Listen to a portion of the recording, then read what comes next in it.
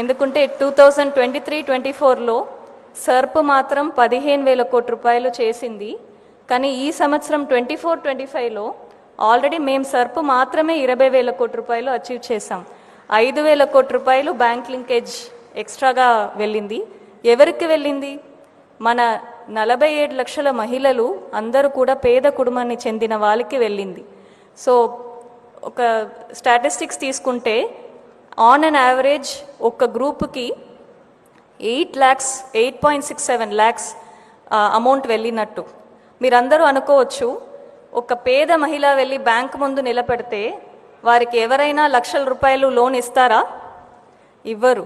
కానీ మన మహిళా గ్రూప్లో ఉండడం వల్ల వాళ్ళకి 20 లక్షల దాకా ఒక గ్రూప్కి లోన్ దొరకడం జరుగుతుంది. చాలామంది మాతో ఏం మాట్లాడుతున్నారంటే, ఇప్పుడు నా ఆయనకి నేను లోన్ ఇస్తున్నాను, ఆయనకి వ్యవసాయంకి పెట్టుబడి కావాలంటే నా దగ్గర నిలబడుతున్నారు అని చెప్తున్నారు. సో ఇంత 20,000 కోట్ల రూపాయలు పేద మహిళ